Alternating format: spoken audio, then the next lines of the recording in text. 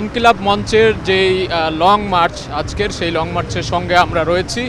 আমরা যেই লং মার্চটি যাচ্ছে আসলে শাহবাগ থেকে শুরু করে ডুম্বুর বাঁধ সেই বাঁধ অভিমুখে সেই লং মার্চ যাচ্ছে। সেই লং মার্চের সঙ্গে আমরা সকাল থেকে যাত্রা করেছি। এই মুহূর্তে আসলে আমরা কুমিল্লার দাউদকান্দি পেরিয়েছি, এখনও কিন্তু চলমান। আমরা এই লং মার্চের সঙ্গে কিছুক্ষণ পরে এখান থেকে কুমিল্লার চান্দিনায় পৌঁছাবো। কুমিল্লার চান্দিনায় পৌঁছানোর পর সেখানে একটি পথসভা হওয়ার কথা রয়েছে। তারপরে এই লং মার্চ যেটি ইনকিলাব মঞ্চের যে সদস্যরা এখানে রয়েছেন, ছাত্র জনতা সবাই অংশগ্রহণ করেছেন। এরপরেই চান্দিনার পরেই কিন্তু আরেকটি পথসভা হওয়ার কথা রয়েছে, যেটি হবে কুমিল্লার টাউন হলে। সেটির নাম দেওয়া হয়েছে সার্বভৌম সমাবেশ।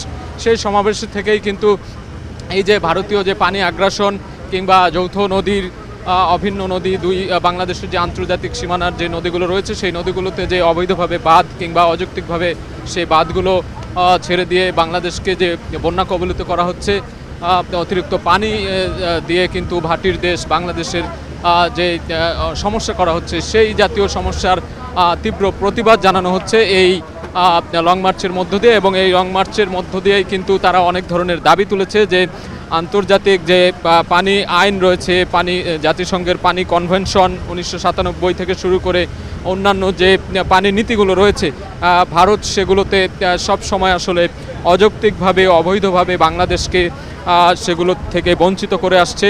বাংলাদেশকে বিভিন্নভাবে তারা বঞ্চনার শিকার হয়ে আসছে বাংলাদেশ।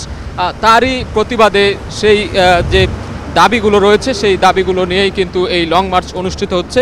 একটি বিষয় জানিয়ে রাখি যে পূর্ব ঘোষিত সময় অনুযায়ী আজ সকাল 10টায় শাহবাগে কিন্তু এই যে রয়েছে যারা সংগঠন ইনকিলাব মঞ্চ, তাদের ব্যানারে ছাত্র জনতার অংশগ্রহণে শাহবাগে কিন্তু সকালে প্রথমে শুরু হয়েছে পথসভা। সেই পথসভা থেকেই 10টি ট্রাক যোগে অসংখ্য শত শত ছাত্র জনতা বাংলাদেশের জাতীয় পতাকা হাতে, ব্যানার ফেস্টুন হাতে তারা কিন্তু শাহবাগ থেকে রওনা হয়েছে এই ডুম্বুর বাঁধ অভিমুখে। মাঝখানে আমরা দেখেছি তারা যাত্রাবাড়িতে একটি বিরতি দিয়ে একটি পথসভা করেছে। সেই পথসভা শেষে আবারও কিন্তু এই লং মার্চের যাত্রা শুরু হয়েছে। এবং কুমিল্লায় এসে আমরা দাউদকান্দিতে দেখেছি কিছুক্ষণ সাময়িক বিরতি দেওয়া হয়। সেই বিরতির পর আবারও কিন্তু সেই ডুম্বুর বাঁধ অভিমুখে এই লং মার্চ সেটি যাত্রা শুরু করেছে। এরপরে এটি যাবে কুমিল্লার চান্দিনায় একটি পথসভা করবে। এবং সেই পথসভা থেকে তারা তাদের যে দাবি দেওয়া, ভারতীয় যে আগ্রাসন, ভারতের যে পানির যে ন্যায্য হিস্সা, সেই হিস্সার দাবিতে তারা কিন্তু সোচ্চার। এবং তারা যেটি বলছিল, আমরা এখানে ইনকিলাব মঞ্চের সদস্য যারা রয়েছে, যারা মুখপাত্র রয়েছে, তাদের সাথে কথা বলেছি। তারা যে প্রতিবাদ, তারা যে দাবি জানিয়েছে যে বিগত সরকারের আমলে বিভিন্ন সময় ভারতের সাথে যে পানি নীতি বা যে দুই দেশের যে অভিন্ন নদীগুলোর যে বাঁধ রয়েছে, সেই বাঁধগুলো অবৈধভাবে স্থাপন করা হয়েছে। ভারত বিভিন্ন জায়গায় বাঁধ দিয়ে পানির প্রবাহ অনেক সময় বাধাগ্রস্ত করছে, অনেক সময় প্রয়োজনের অতিরিক্ত পানি দিয়ে বাংলাদেশকে বন্যা কবলিত হচ্ছে। বাংলাদেশের বিভিন্ন এলাকা, বাংলাদেশ বিভিন্ন নানা সমস্যায় পড়ছে। সেই জাতীয় সমস্যা থেকে নিস্তার পাওয়ার জন্য তারা কিন্তু বিভিন্ন ধরনের দাবি জানাচ্ছেন এবং প্রতিবাদ করছেন। এবং তারা এটিও বলছেন যে বিগত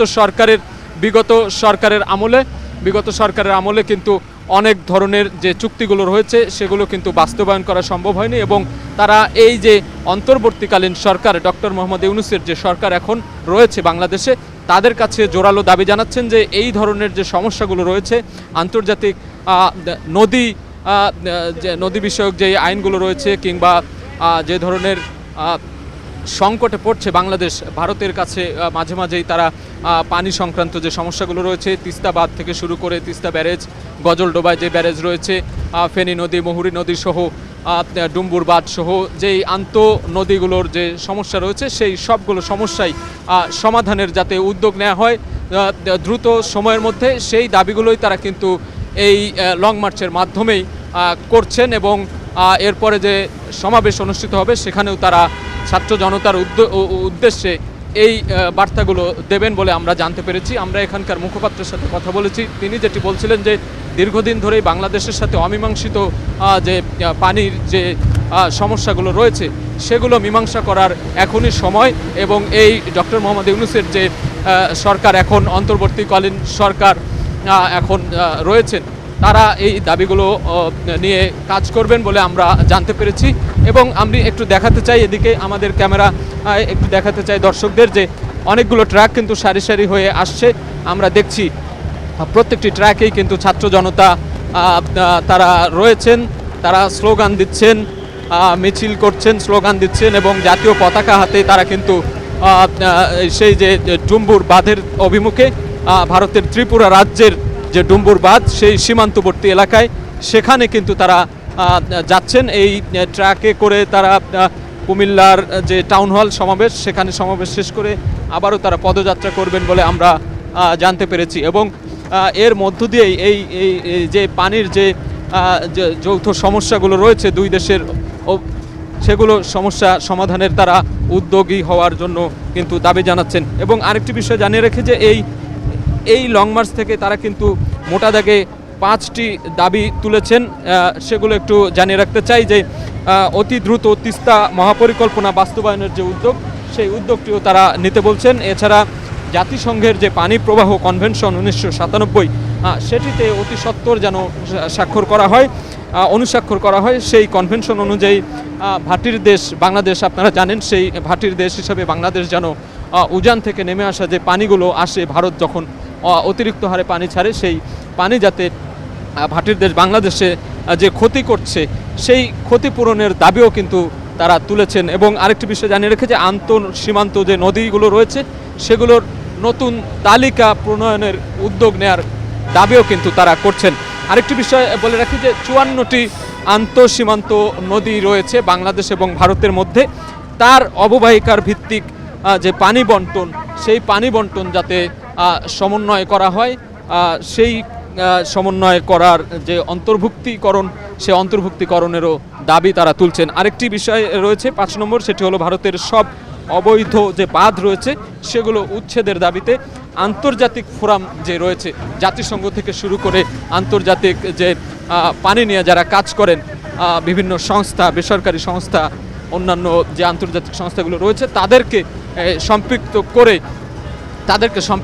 করে এই সমস্যাগুলোর সমাধান করার দাবি তারা জানাচ্ছেন। একটি বিষয় জানিয়ে রাখি যে ভারতের ডুম্বুর বাঁধ কিন্তু প্রায় 31 বছর পর এবার ছেড়ে দেওয়া হয়েছে। অতিরিক্ত যে পানি ছিল, সেই পানিতে কিন্তু ফেনী, নোয়াখালী, কুমিল্লা সহ এই অঞ্চলের প্রায় 11টি জেলা প্লাবিত হয়েছে এবং স্মরণকালের সবচেয়ে ভয়াবহ বন্যায় কিন্তু কবলিত হয়েছে এলাকার মানুষ।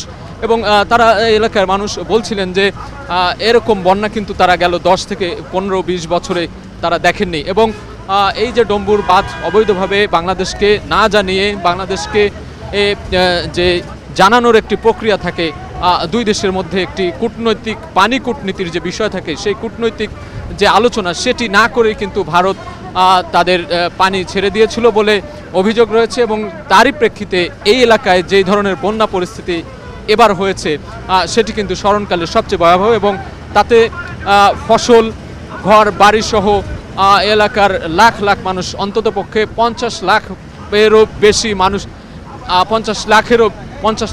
বেশি মানুষ বন্যা কবলিত হয়েছেন, ক্ষতিগ্রস্ত হয়েছেন বলে আমরা জানতে পেরেছি। এবং আমরা সেই বন্যার খবরাখবর কিন্তু এখন টেলিভিশনেও তুলেও ধরেছিলাম।